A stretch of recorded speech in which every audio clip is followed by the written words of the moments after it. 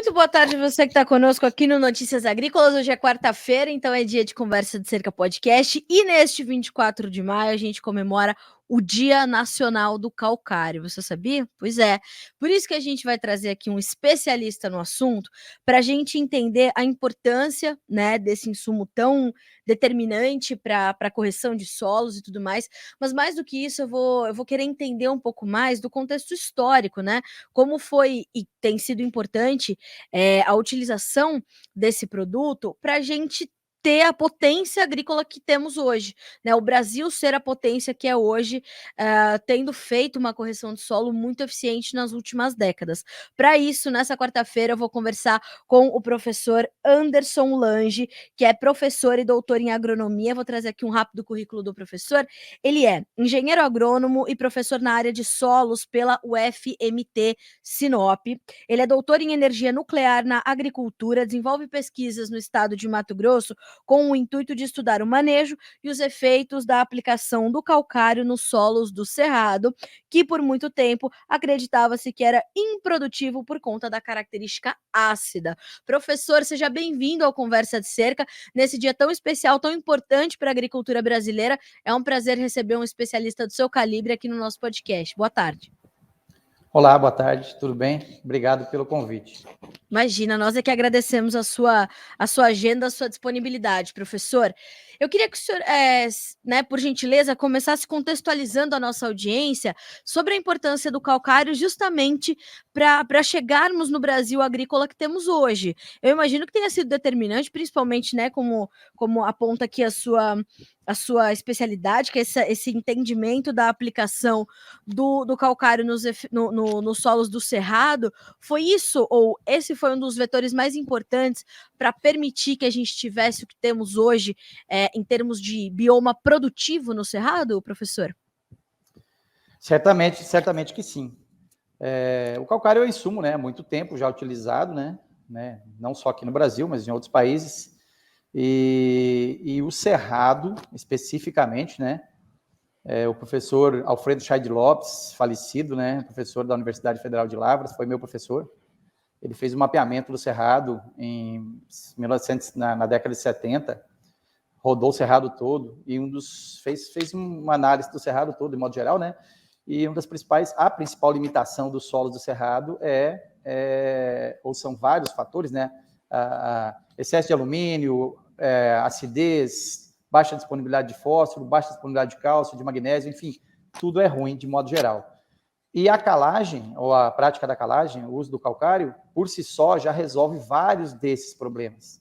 Então, se a gente elencar 10 atributos de solo aí com a calagem, a gente resolve mais da metade deles, fornece nutrientes e aumenta principalmente a disponibilidade de nutrientes provenientes das adubações, né? Então, sem calcário não existiria agricultura do Cerrado, nem agricultura, nem pecuária, né? A pecuária, de um modo geral, ela vai exaurir o solo depois de 8, 10 anos, dependendo da região aí. E aí, obviamente, o calcário aliado aos fertilizantes é que vai resolver esse problema. Mas a agricultura sem calcário não existe. Professor, como é que a gente chegou até esse entendimento, quando se chegou no Cerrado, e ali nas palavras do Dr. Alisson Paulinelli, né, até numa série que nós fizemos aqui no Notícias Agrícolas, ele disse, ipsis literis, né, ele falou, o Cerrado era o que nós tínhamos de mais pobre em termos de bioma, e aí nós conseguimos, né, fazer essa revolução no Cerrado para trazer toda essa produtividade, para trazer esse potencial. Como é que se chegou até esse resultado e esse entendimento de que o calcário poderia, de fato, trazer essa mudança, essa transformação do bioma e dos solos ali do Cerrado brasileiro? Uhum. Isso se deve muito vamos falar, ao pessoal antigo aí, né? As universidades e a Embrapa, né, a partir de 1970, vamos falar algumas universidades, as mais conhecidas, a Exalc, a Federal de Lavras, a UFLA, a Viçosa, juntamente com a Embrapa, né, algumas pesquisas em parceria e outras isoladas, mostraram, né, com o decorrer do tempo, a Embrapa principalmente fez alguns experimentos de longa duração, mostrando que não existe, né, a agricultura sem o uso de calcário. Obviamente, as doses praticadas antigamente, né, elas eram menores, porque os potenciais produtivos eram menores.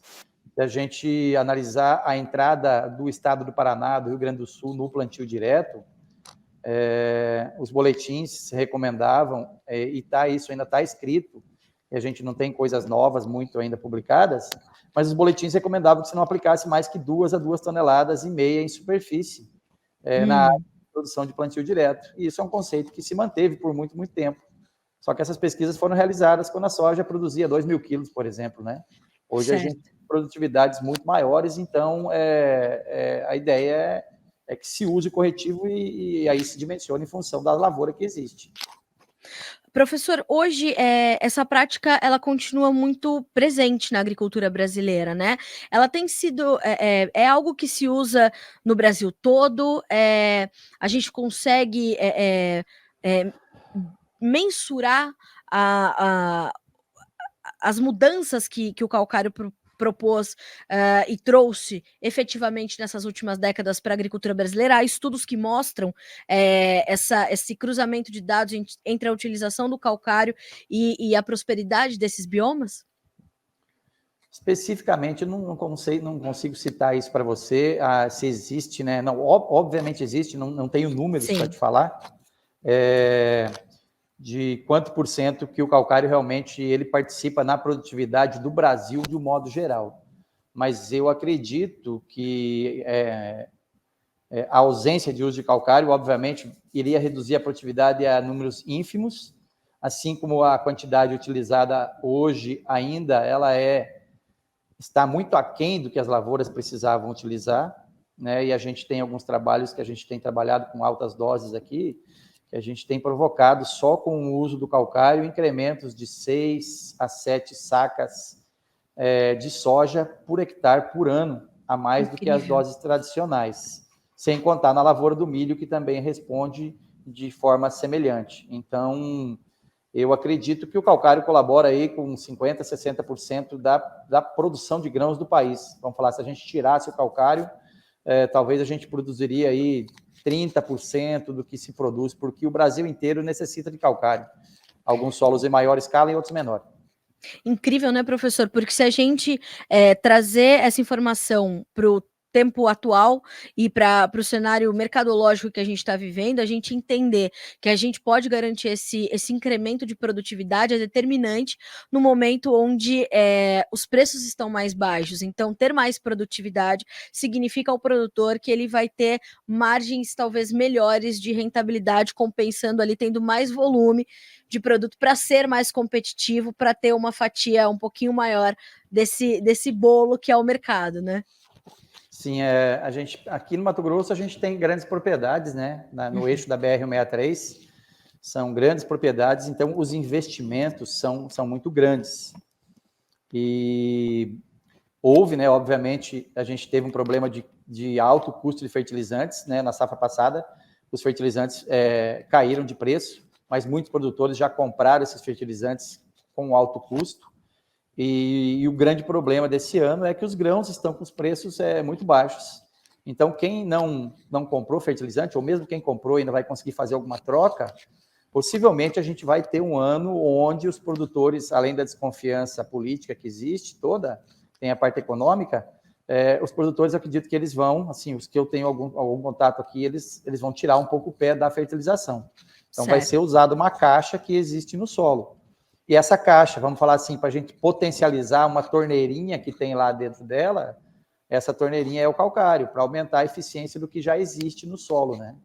Olha só. Então, talvez, possivelmente, né, quem for usar da ferramenta de calagem esse ano, vai usar talvez o calcário para usar mais nutrientes que estão estocados no solo, o que é uma verdade. É uma situação, sim, que não deveria ser feita, mas numa situação que a gente está passando aí, talvez seja o melhor caminho. Hoje mesmo eu conversei com o presidente da ProSoja Brasil, o seu Antônio Galvão, ele falava exatamente isso, viu, professor? Que de fato os produtores estão assustados com esse momento, faz muito sentido, é um momento muito delicado, e que, de fato, o produtor ia rever ali os seus investimentos em tecnologia, nos pacotes que ia adquirir para, né, colocar ali a sua safra em andamento na próxima temporada, falando nessa possibilidade de se diminuir a fertilização. Ou seja, um solo que tem sido bem tratado, que tem essa calagem bem feita, ela consegue, esses solos, portanto, conseguem otimizar essas reservas que o solo tem de alguns produtos. Exatamente. É Certo. isso que possivelmente pode, eu acredito que vai acontecer. Não sei te Sim. falar em que escala, porque eu não pesquisei números da quantidade de fertilizante que já foi adquirido. Muitos produtores, obviamente, adquirem os fertilizantes, principalmente da soja, antes, Sim. né?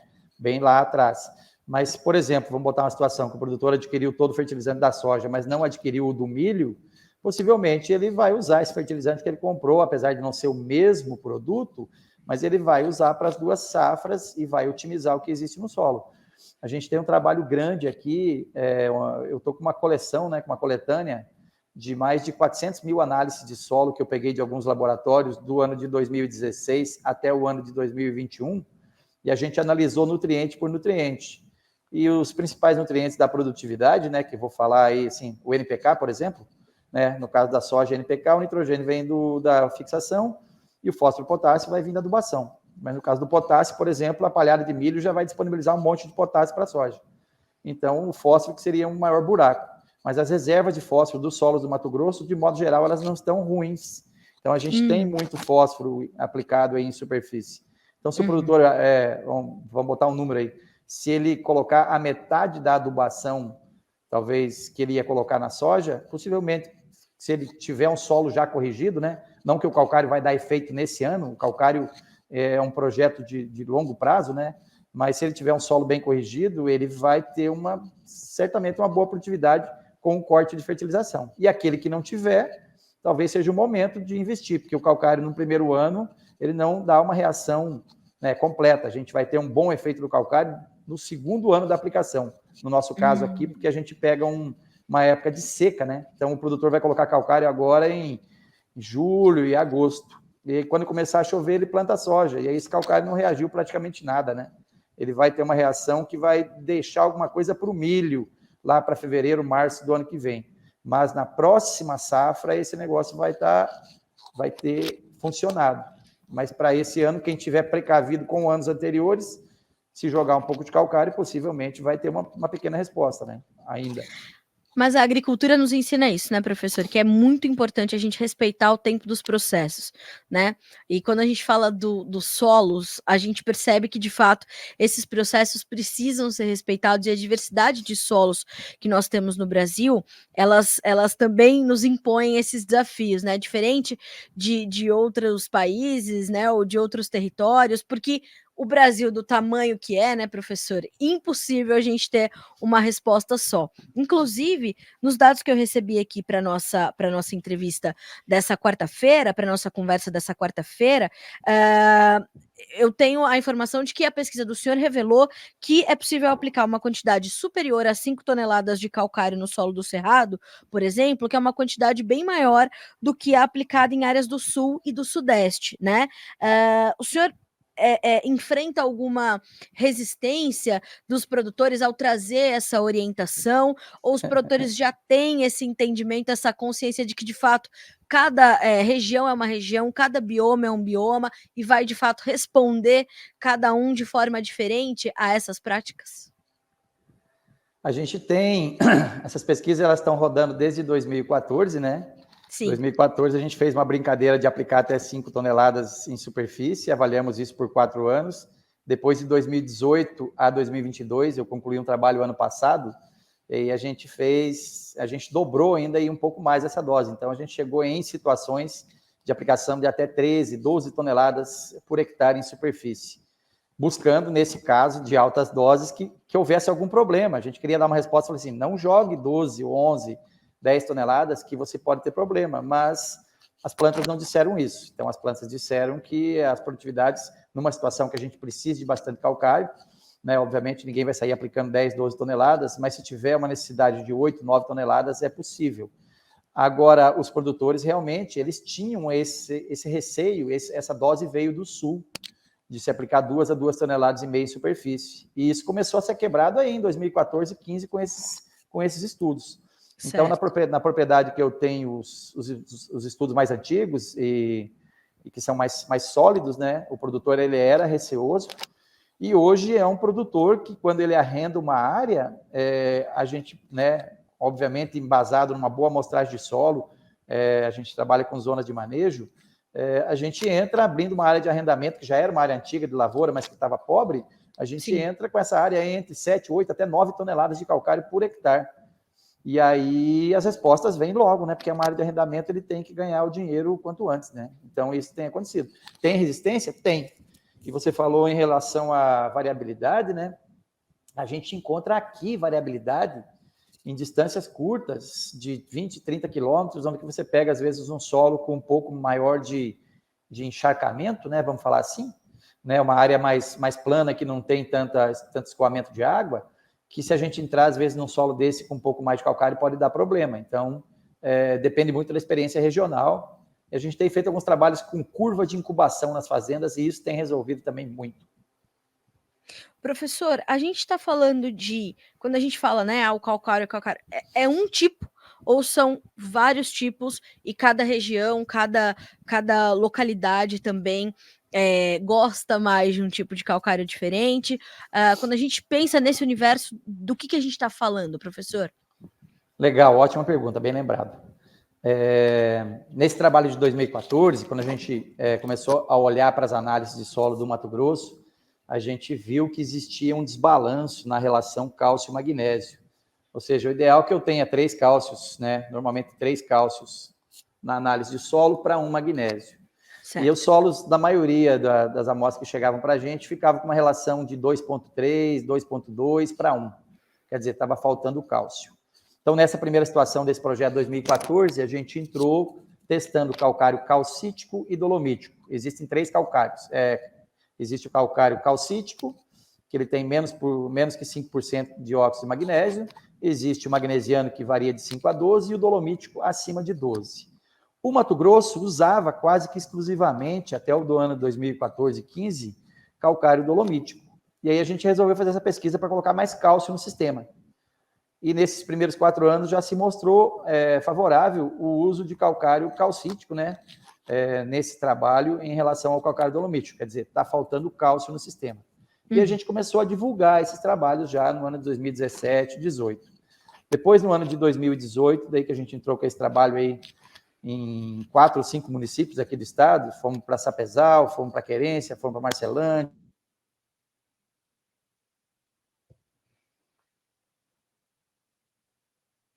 A gente teve um probleminha aqui com o contato do professor, a gente vai refazer a chamada, refazer a ligação. Enquanto isso, a gente tem aqui alguns dados importantes sobre o setor. Ele voltou?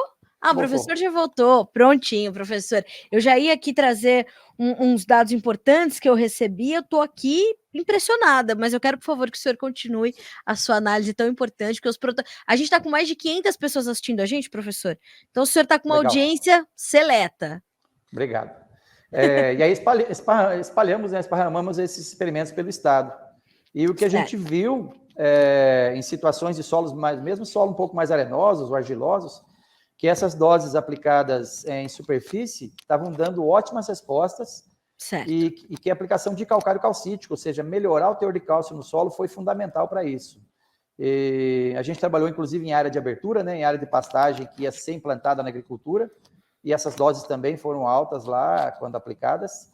E uma situação bem interessante, que é importante falar para os produtores aqui, é que nesses experimentos a gente aplicou calcário em superfície, mas em áreas velhas, né, mas em algumas situações a gente incorporou calcário. E eu quero falar que não deu resposta diferente nenhuma entre jogar em superfície e incorporado. Olha só. E aí, depois de 4 anos, a gente tirou amostras de solo em camadas.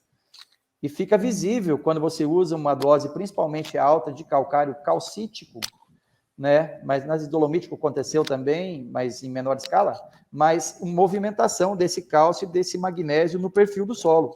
A gente aplicou calcário na superfície e a gente encontrou altos teores, principalmente de cálcio, menos de magnésio, abaixo de 10 centímetros. Quer dizer, existe movimentação vertical no Mato Grosso, tranquilamente, apesar de a gente não ter uma estrutura de solo muito boa, porque a gente não usa planta de cobertura quase. Pelo menos nos experimentos a gente não tem isso, né? Mas tem movimentação de calcário, e os ganhos, nesses experimentos, a gente modelar tudo, algo em torno de 6, 7, 8 sacas a mais por hectare por ano em relação à dose tradicional. Sem problemas de as plantas perderem produtividade. Professor, tem regiões que permitem ou que pedem uma mistura de diferentes tipos de calcário? Isso também pode ser feito? Sim, sim. Na verdade, não são regiões. Você tem que observar a análise de solo, né? Como eu te falei, o Mato Grosso estava usando única e exclusivamente quase um calcário. Então, nos manejos que a gente tem feito aqui nas fazendas aqui da região, normalmente, na primeira aplicação, para tentar corrigir já esse problema, a gente entra com muito calcário calcítico e depois, bianualmente, a gente vai colocando dolomítico, calcítico, até chegar num blend, vamos falar, no meio termo, que seria o magnesiano. Mas existem propriedades que eu consigo fazer 2 aplicações de calcário. Eu faço o calcítico e faço o dolomítico para eu acertar as relações cálcio-magnésio logo no primeiro ano. Então, isso vai depender única e exclusivamente da análise de solo, né? Professor, eu queria falar um pouquinho com o senhor sobre isso, das análises de solo, a importância que isso tem para o produtor, né? De fazer essas análises. Mais do que isso, eu queria entender se feita uma vez, tá tudo bem, a gente tem que fazer isso periodicamente. Qual que é o papel da análise do solo na gestão de uma propriedade rural, professor? Uhum. Só lembrar às vezes Por os favor. produtores estão aí ouvindo. Quando resolver entrar com doses pesadas de calcário, não esqueça de colocar micronutriente no solo e microfoliar. Ok? Certo. Ótimo. Em relação às análises de solo, sim, fundamental. Fundamental, levando para o lado humano, né? A gente não era obrigado a fazer um check-up por ano. Então, no caso da propriedade rural, como a gente tem grandes propriedades aqui, às vezes fica um pouco difícil do produtor amostrar toda a propriedade ano a ano. Mas o que a gente tem feito aqui é trabalhar com 50% ou 33% da fazenda com amostragens. Então, pensando numa área de 50%, se amostra metade da fazenda um ano, metade no outro ano. E, em cima disso, programa-se, sim, as adubações. O que a gente tem feito, como as áreas são muito grandes aqui, eu, pessoalmente, não gosto de trabalhar com grid pequeno, de 4 hectares, 5, eu acho que não tem muito sentido. A gente trabalha com zona de manejo. Então, a gente trata como se fosse no sul. A gente trata as fazendas grandes aqui de 3, 4, 5, 6 mil hectares como se fossem pequenas fazendinhas e a cada 40, 50 hectares a gente trabalha na adubação dessas zonas de manejo. E sim, amostragem bianual, pelo menos, né? Porque o custo da amostragem, o resultado que ela te dá perto do investimento que você faz com calcário e com fertilizantes, não tem custo nenhum praticamente, é quase nada. Assim, a amostragem de solo, ano passado, uma tonelada de cloreto estava 6, 7 mil reais. Se você fizer uma propriedade grande aí que vai fazer uma amostragem, 1 tonelada de cloreto você troca pela amostragem de uma fazenda grande. É verdade. É bobeira. Professor, quando a gente olha para isso, assim, eu sou uma entusiasta dos estudos do solo. Eu sempre que eu trago uma pauta sobre isso, ou no Conversa de Cerca, ou no Notícias Agrícolas de uma forma geral, eu gosto muito de lembrar um professor internacional que ganhou o World Food Prize, que é uma espécie de Nobel ali da agricultura, da alimentação, que é um doutor, não vou me lembrar agora, acho que é o doutor Ratan, Lau Ratan, eu nunca me lembro o nome dele, enfim, o senhor deve saber melhor que eu, sobre justamente ter dedicado a vida dele, enquanto engenheiro agrônomo, ao estudo dos solos. Tudo começa ali, né, professor? E quando a gente pensa no Brasil e na enormidade do Brasil, a gente pensa em muita prosperidade, em muita riqueza, apesar da necessidade dessas correções, desse carinho, dessa construção do perfil dos solos, né? E hoje a gente vê a Embrapa, as associações locais, os produtores rurais muito focados em garantir boas construções de perfil de solo. Como é que o senhor tem visto nesses seus anos de estudo, de pesquisa, de academia, essa dedicação se intensificar para o estudo e para a conservação dos solos? Como é que isso tem acontecido no Brasil nas últimas décadas, professor? Eu acho que a gente evoluiu muito, né? Assim, vamos falar da agricultura do Cerrado, e principalmente aqui do Mato Grosso. Eu sou nascido do Sul, né? Eu sou nascido em Guarapuava, no Paraná. Então, eu lembro que que eu gostava de correr na terra arada lá em casa, quando meu pai mexia na sola. Ficava Ah, fofinho, sim. ficava fofinho, era gostoso de correr.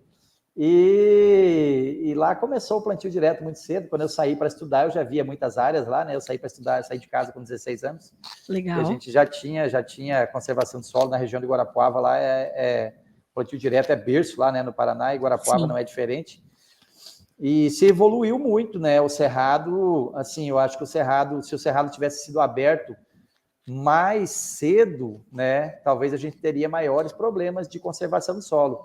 Que quando a gauchada veio abrir aqui o Mato Grosso, eles vieram em 80 e tal, e no começo você pode imaginar, né? Imagine as fazendas de 5, 6 mil hectares, todo ano que o cara plantava soja, ele preparava o solo, que loucura que era.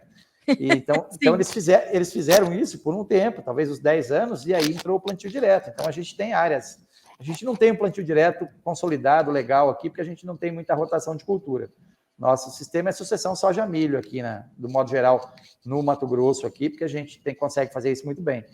O milho, em questão de palhada, é um monstro para produzir palha. Então, a gente tem cobertura de solo que ela pereniza, né? A gente encontra palhada de milho numa colheita de milho, na sequência, a gente acha palhada do milho anterior ainda.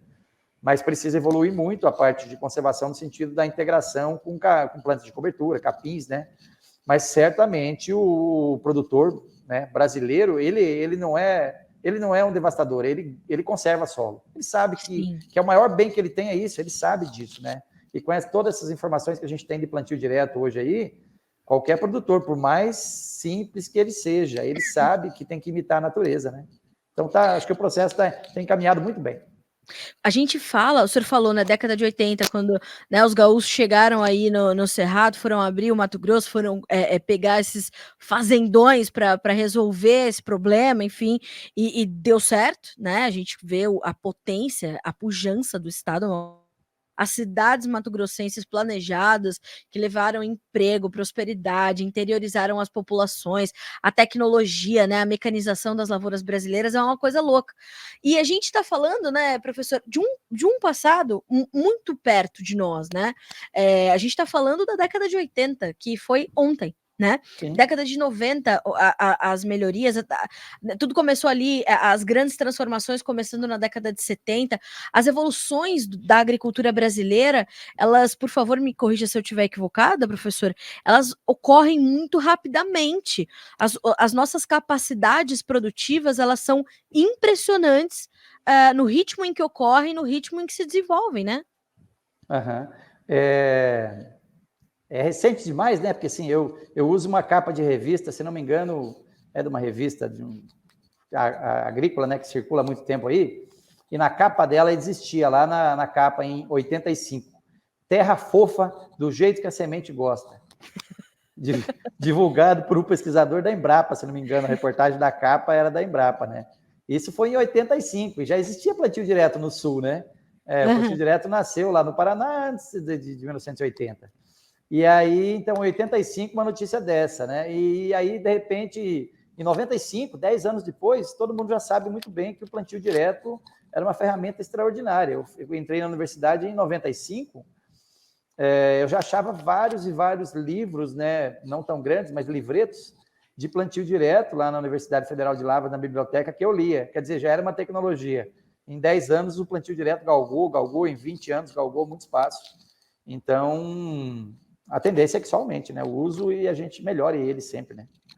Professor, há relação direta entre o plantio direto e a utilização do calcário na agricultura brasileira?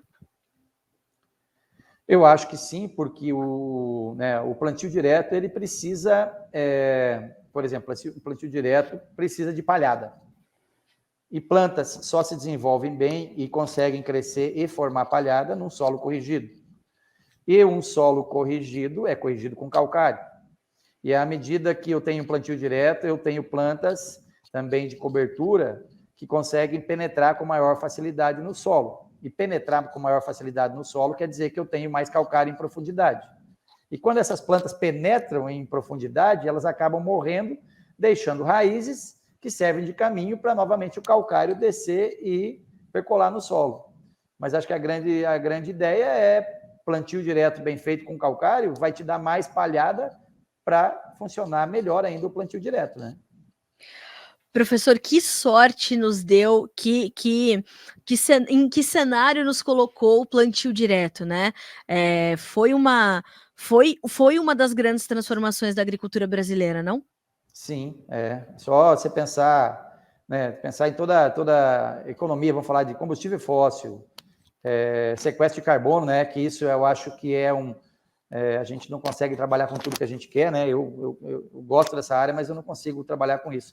Mas quem está trabalhando com isso pode se preparar, que as áreas de você pegar o Mato Grosso, você começar a estimar aí a quantidade de carbono que a gente está sequestrando no solo via Sim. plantio direto, e que esse plantio direto ele vai evoluir muito, o produtor está vendo que ele vai ter que colocar mais plantas de cobertura, né? Hoje tem alguns insumos agrícolas que a gente está tentando trazer material orgânico, ácidos fúlvicos e úmicos e coisa assim, e se você rodar o sistema bonitinho, o sistema gera isso tudo.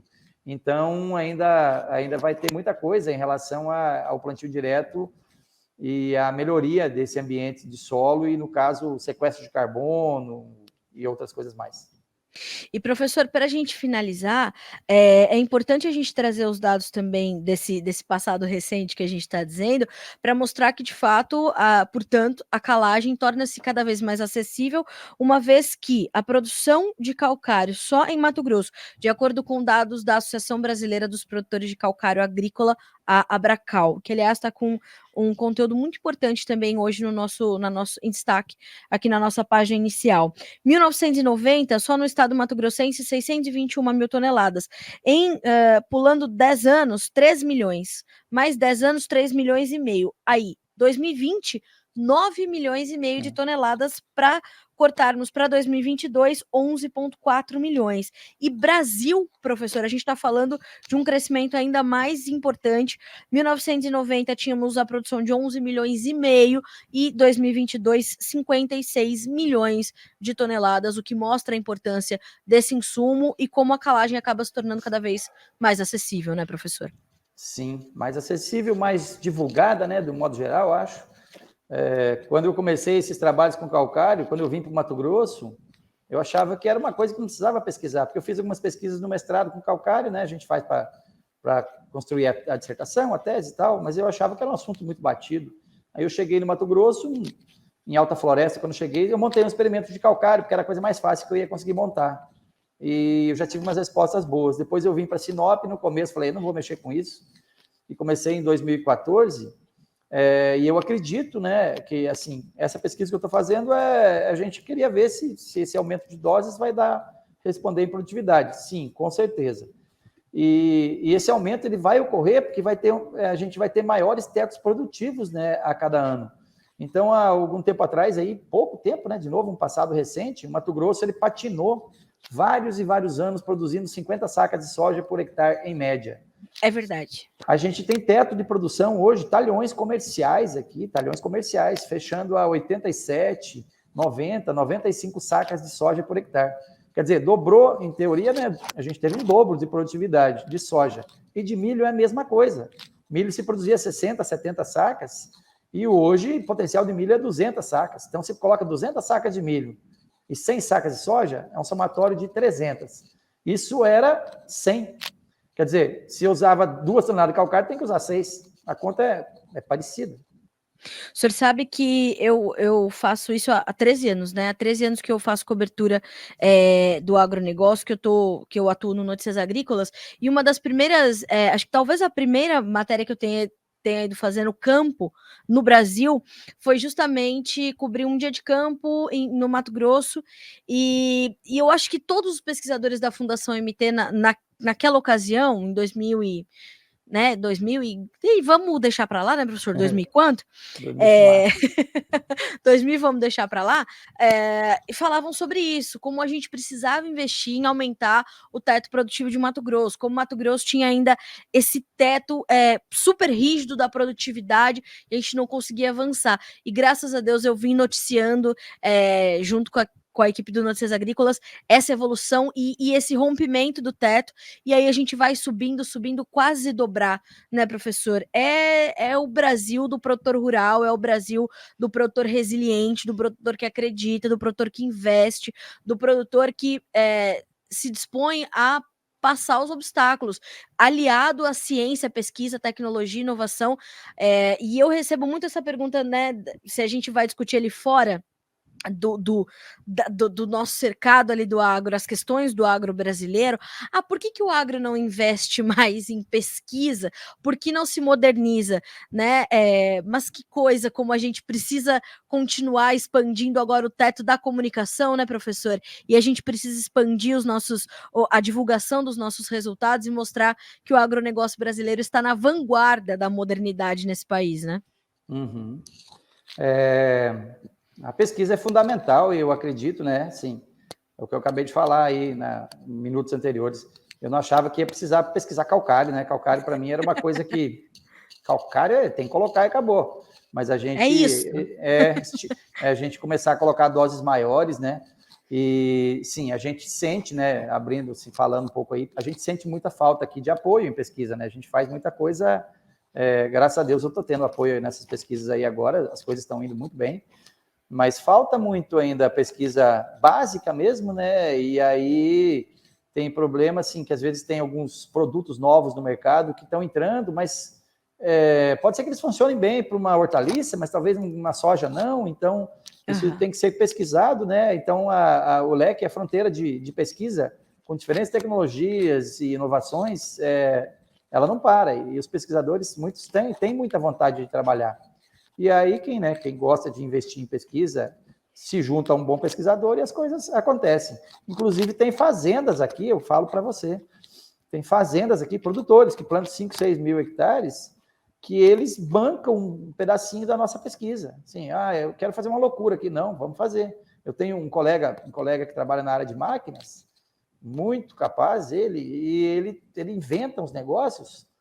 E tem uma fazenda que abraça as ideias dele e, normalmente, eles têm feito evoluções. Então, a fazenda mesmo vê que, às vezes, é vantagem investir em pesquisa, né? Então, a fazenda que abre a porteira para eu fazer uma pesquisa lá dentro, que nem essa do calcário, a fazenda que abriu a porteira para eu fazer essa pesquisa, ele sai na frente. Ele está 4 anos à frente dos vizinhos dele.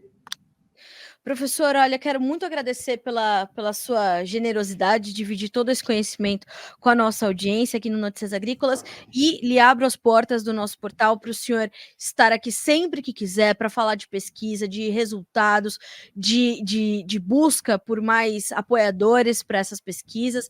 Conte com o Notícias Agrícolas, somos grandes entusiastas da comunicação educativa e ela só é possível com a pesquisa, né, com a academia, olhando para o campo, estudando o campo e apoiando o campo, extensão rural e tudo mais. Então, professor, portas abertas sempre para o senhor aqui no Notícias Agrícolas. Muito obrigada por essa conversa, por esses ensinamentos, pelas orientações. Tenho certeza que estaremos juntos mais vezes para a gente continuar trazendo essas mensagens e essas técnicas tão importantes. Obrigada mais uma vez. Tá, joia. Obrigado, eu que agradeço. Estou disponível aqui. O pessoal tem o meu contato. Quando for preciso, né? A gente está com mais trabalhos em campo aí nessa linha de calcário e além de outras coisas, né? A gente tem um trabalho legal com potássio aí também.